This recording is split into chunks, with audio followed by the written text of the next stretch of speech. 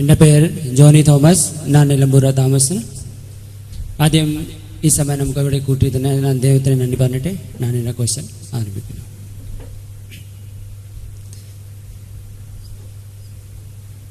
ഇത് ഖുറാൻ ദൈവിക ഗ്രന്ഥം പറയുന്നത്. പക്ഷേ ഇപ്പോൾ 16 അതിനെ സംബന്ധിച്ച ക്വസ്റ്റ്യനാണ്. ഖുറാൻ 15:9 വാക്ക് നിങ്ങൾ പറയും നാം, അത് സെയിം ഒരു മുഹമ്മദ് നബിയുടെ നാം പറയുന്ന മുഹമ്മദ് നബി തന്നെയാണ്, അതിനെ ഒരു സംശയമില്ല.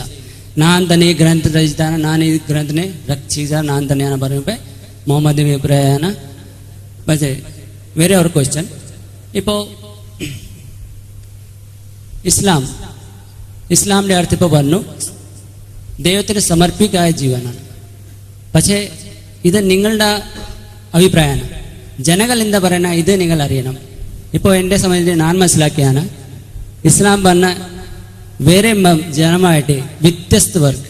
ഇപ്പോൾ ഉദാഹരണം പറയുക, ഒരു പുസ്തകം നമ്മൾ വായിക്കും എഴുതുകയും ചെയ്യുമ്പോൾ വലത് ഭാഗമായിട്ട് റൈറ്റ് ആയിട്ട് ലെഫ്റ്റ് വരെ എഴുതും വായിക്കുകയും ചെയ്യും. ഇസ്ലാം പഠിപ്പിക്കുന്നത് അതിന് വിരുദ്ധമായിട്ട് തിരിച്ചായിട്ട് പഠിപ്പിക്കണം. അങ്ങനെ മുണ്ടു കെട്ടുമ്പോൾ തിരിച്ച് കെട്ടണം. വാച്ച് കെട്ടിയാൽ നമ്മൾ എല്ലാവരും ലെഫ്റ്റ് കൈ വെട്ടുമ്പോൾ മുസ്ലാം പറയണം വലത്ത് കൈ കെട്ടണം. അതുപോലെ ഗൾഫ് പോയാൽ ഞാൻ സൗദിയിലുണ്ടാകുന്ന അവിടെ കണ്ടാണ് കാറെല്ലാം ലെഫ്റ്റ് സൈഡ് ഡ്രൈവ്. അതുപോലെ ടൈപ്പ് റൈറ്റിംഗ് എല്ലാം വിരുദ്ധം. വേറെ സാധാരണ പോലെ ടൈപ്പ് റൈറ്റിംഗ് ഇല്ല. ടൈപ്പ് റൈറ്റിംഗ് ബസ്സിൻ്റെ അവിടെ അങ്ങനെ വിരുദ്ധമാണ് ലെഫ്റ്റ്.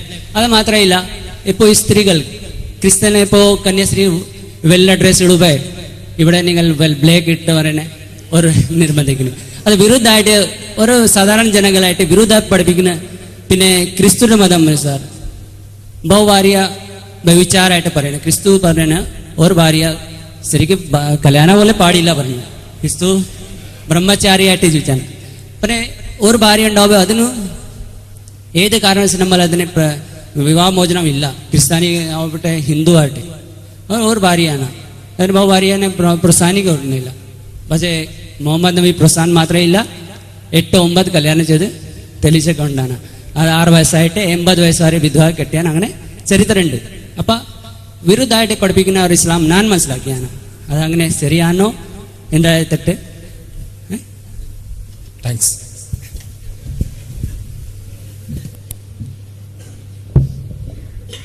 സാധാരണ ചോദ്യം, ഇസ്ലാം സമർപ്പണമാണ്, സമാധാനമാണ് എന്ന് പറഞ്ഞപ്പോൾ അദ്ദേഹത്തിന് വിരുദ്ധമായി മനസ്സിലായത്, അല്ലെങ്കിൽ അദ്ദേഹത്തിന് ഇസ്ലാമിനെ കുറിച്ച് മനസ്സിലാക്കാൻ കഴിഞ്ഞത് എല്ലാവരും തെക്കോട്ട് നടക്കുമ്പോൾ വടക്കോട്ട് നടക്കുന്നവർ മുസ്ലിങ്ങൾ എന്നാണ് ചുരുക്കം പറഞ്ഞാൽ. ആദ്യം തന്നെ അദ്ദേഹം പറഞ്ഞത് ഇന്നാ നഹ്നു എന്ന് പറയുന്ന നാം എന്ന് പറഞ്ഞത് മുഹമ്മദ് നബി ആയിക്കൂടെ എന്നാണ്. അവിടെയാണ് പ്രധാനപ്പെട്ട പ്രശ്നം. ഖുർആനിലെ 15-ാമത്തെ അധ്യായത്തിൽ 9-ാമത്തെ വചനം ഇവിടെ ഉദ്ധരിച്ചു. ഇന്നാ നഹ്നു നസ്സൽന ദിക്ര വഇന്നാ ലഹു ലഹാഫിളൂൻ എന്നാണ്. നാം ഈ വേദഗ്രന്ഥത്തെ, ഈ ഉത്ബോധനത്തെ അവതരിപ്പിച്ചിട്ടുള്ള നാമാണ്. ആ നാം തന്നെ അതിനെ കാത്തു സൂക്ഷിക്കുകയും ചെയ്യും എന്നാണ്. 14 നൂറ്റാണ്ടുകൾക്ക് മുമ്പ് മരണപ്പെട്ടു പോയ ഒരു സാധാരണ മനുഷ്യന്റെ കേവലമായൊരു ദിവാസ്വപ്നമായി അയാൾക്ക് പറയാൻ കഴിയുന്ന ഒരു കാര്യമായി മാറാമായിരുന്നു സുഹൃത്ത് പറഞ്ഞ പോലെയാണെങ്കിൽ ഇത്. എന്നാൽ അത്ഭുതകരം, ലോകത്ത് എല്ലാ വേദഗ്രന്ഥങ്ങളും മനുഷ്യരുടെ കൈകടത്തലുകൾക്ക് വിധേയമാക്കപ്പെട്ടപ്പോൾ ഖുർആൻ പച്ചയായി കൈകടത്തലുകൾക്ക് വിധേയമാക്കപ്പെടാതെ പൂർണ്ണമായ അർത്ഥത്തിൽ സംരക്ഷിക്കപ്പെടുന്നു. ഇത് ഒരു കേവലം കാട്ടറബിക്ക് പ്രവചിക്കാൻ കഴിയുന്ന, പ്രഖ്യാപിക്കാൻ കഴിയുന്ന കാര്യമല്ല. സർവലോക രക്ഷിതാവായ തമ്പുരാന്റെ പ്രഖ്യാപനം തന്നെയാണ് അത് എന്ന്, അങ്ങനെ പരിശുദ്ധ ഖുർആനിലെ ഓരോ പ്രഖ്യാപനവും അങ്ങനെ തന്നെയാണ് എന്ന് അനുഭവങ്ങൾ കൃത്യമായി നമുക്ക് പഠിപ്പിച്ചു തരാം. ഇനി സുഹൃത്തിന്റെ പ്രധാനപ്പെട്ട ചോദ്യം സുഹൃത്തിന് ഒരുപാട് തെറ്റിദ്ധാരണകളിൽ നിന്നും, ഒരുപാട് കാര്യങ്ങൾ മനസ്സിലാക്കായ്മയിൽ നിന്നും, ഒരുപാട് പ്രചാരണ കോലാഹലങ്ങളിൽ നിന്നും എല്ലാം കൂടി ഉണ്ടായതാണ്. ഓരോ ചോദ്യങ്ങൾക്കും ഉത്തരം പറയുകയാണെങ്കിൽ, അദ്ദേഹം സൂചിപ്പിച്ച ഓരോ കാര്യങ്ങളും പറയുകയാണെങ്കിൽ മണിക്കൂറുകൾ വേണ്ടി വരും. സത്യത്തിൽ സുഹൃത്ത് ഉദ്ദേശിച്ചതുപോലെ ഉള്ള ഒരു രീതിയല്ലത്. അറബി ഭാഷ എന്നത് സ്വാഭാവികമാണ്. ഏത് ഭാഷക്കും അതിൻ്റെതായ രീതി ഉണ്ടാവും. അറബി ഭാഷക്ക് മാത്രമല്ല, ഹീബ്രു ഭാഷ എവിടുന്ന എഴുതുക? ഹീബ്രു ഭാഷ, ബൈബിൾ പഴയ നിയമത്തിന്റെ ഭാഷ, അറബി എഴുതുന്ന അതേ രീതിയിലാണ് എഴുതുക. അതേപോലെ തന്നെ ഹീബ്രുവിലുള്ള ഒറിജിനൽ നിങ്ങൾക്ക് പഴയ നിയമം ലഭിക്കുകയാണെങ്കിൽ നിങ്ങൾ മറിക്കേണ്ടി വരിക അറബിയിൽ പരിശുദ്ധ ഖുർആൻ മറിക്കുന്ന അതേ രീതിയിലാണ്. ആ ഓരോ ഭാഷ, സെമിറ്റിക് ഭാഷകളുടെ എഴുത്തിന്റെ രീതിശാസ്ത്രം ഭാരതീയ ഭാഷകൾ മുൻപ് അങ്ങനെ ആയിരുന്നു. സംസ്കൃതത്തിന്റെ പൂർവ സംസ്കൃതം, അതല്ലെങ്കിൽ ദേവനാഗരിയുടെ പൂർവ്വ രീതി, ലിപി ഈ രൂപത്തിലായിരുന്നു, അറബി എഴുതുന്നത് പോലെയായിരുന്നു. പക്ഷേ ഭാരതീയ ഭാഷകൾ ദ്രാവിഡ ഭാഷയുമായി താദത്മ്യം പ്രാപിച്ചതിന്റെ ഫലമായി ഉണ്ടായ ഇന്നത്തെ രീതി, ഇംഗ്ലീഷിന്റെ അതേ രീതി, ഗ്രീക്ക് ലെറ്റേഴ്സിന്റെ രീതി, ഇത് അറബി സ്വാഭാവികമായിട്ട് അങ്ങനെ എഴുതുമ്പോൾ അതിനനുസരിച്ചായിരിക്കും ടൈപ്പ് റൈറ്റിംഗ് മെഷീൻ ഉണ്ടാക്കുക. അതല്ലാതെ മലയാളികൾ എല്ലാവരും ചെയ്യണതിന്റെ എതിരിൽ ചെയ്യണം എന്ന് വിചാരിച്ചിട്ടല്ലാതെ. അതേപോലെ തന്നെ ഇസ്ലാമികമായ ചില ചര്യകളുണ്ട്. ഇസ്ലാമിക ചര്യകളിൽ വലതുഭാഗത്തിന് മുൻഗണന നൽകാൻ പറഞ്ഞിട്ടുണ്ട് ഓരോ വിഷയങ്ങളിൽ. ഇപ്പൊ മുസ്ലിങ്ങൾ ഭക്ഷണം കഴിക്കുകയാണെങ്കിൽ നിർബന്ധമായും വലത് കൈകൊണ്ടായിരിക്കും ഭക്ഷണം കഴിക്കുന്നത്.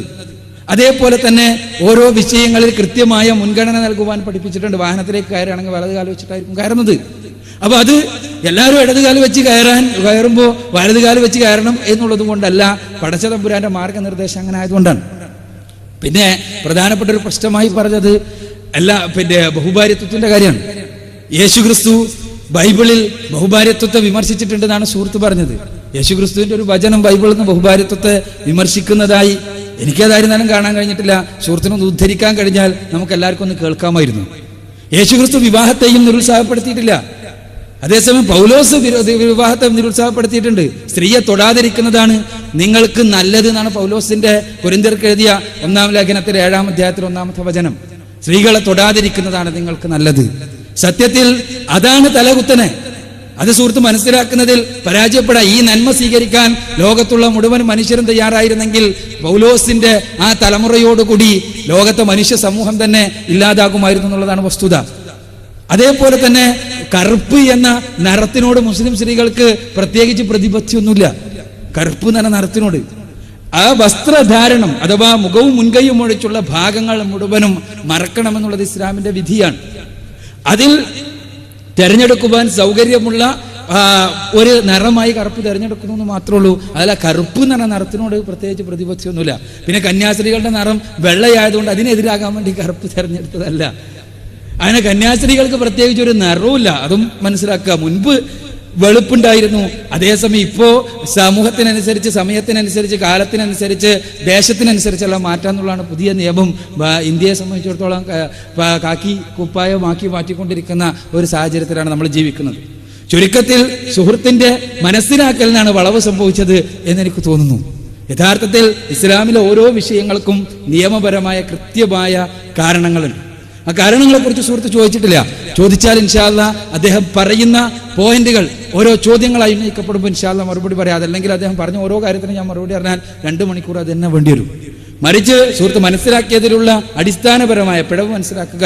ഏതാണ് മുസ്ലിങ്ങൾ ചെയ്യുന്നതിന് ആ ഒരു വിരുദ്ധ കോണിൽ നിന്നുകൊണ്ട് നോക്കിയപ്പോൾ സുഹൃത്തിന് തോന്നിയതാണ് എല്ലാവരും ഇങ്ങനെ തന്നെ ചെയ്യുന്നത്, എല്ലാവരും ഇങ്ങനെ തന്നെയാണ് ചെയ്യുന്നതെന്ന് സുഹൃത്തിന് തോന്നിപ്പോയതാണ്. സത്യത്തിൽ അങ്ങനെയൊന്നില്ല എന്നുള്ളതാണ് യാഥാർത്ഥ്യം. പിന്നെ ഓരോ വിഷയത്തിൽ ഇപ്പോൾ വലത് വശത്തിന്റെ ഞാൻ പറഞ്ഞു, അതേസമയം ഇടതുവശത്തെ ആ മുസ്ലിങ്ങളെ സംബന്ധിച്ചിടത്തോളം അത് മുൻഗണന നൽകുന്ന രംഗങ്ങളുണ്ട്. ഇപ്പോൾ ടോയ്ലറ്റിലേക്ക് കയറുമ്പോൾ ഇടത് കാലെടുത്ത് വെച്ചിട്ടാണ് മുസ്ലിം കയറുക. അപ്പോൾ മുസ്ലിമിന്റെ ജീവിതത്തിൽ തന്നെ വൈരുദ്ധ്യം എന്ന് പറയേണ്ടി വരും. വാഹനത്തിൽ കയറുമ്പോൾ വലത് കാലെടുത്ത് വെച്ച് കയറി മുസ്ലിം, ടോയ്ലറ്റിൽ കയറുമ്പോൾ ഇടത് കാലെടുത്ത് വെച്ച് കയറി. ജീവിതമാകെ ഉള്ള വൈരുദ്ധ്യത്തിന്റെ പേരാണ് ഇസ്ലാം എന്ന് വേണമെങ്കിൽ സുഹൃത്തിന് വേറെ ഒരു ഗവേഷണത്തിനും കൂടി ഏർപ്പെടാൻ കഴിയുമെന്നുള്ളതാണ് സത്യം. സത്യത്തിൽ അങ്ങനത്തെ ഒന്നില്ല എന്നുള്ളതാണ് യാഥാർത്ഥ്യം. കൃത്യമായ ദൈവിക മാർഗദർശനം അനുസരിച്ചുള്ള ജീവിതമാണ് ഇസ്ലാം കൊണ്ട് വിവക്ഷിക്കുന്നത്. അതാണ് സമർപ്പണത്തിന്റെ വിവക്ഷ എന്നുള്ളതാണ് സത്യം.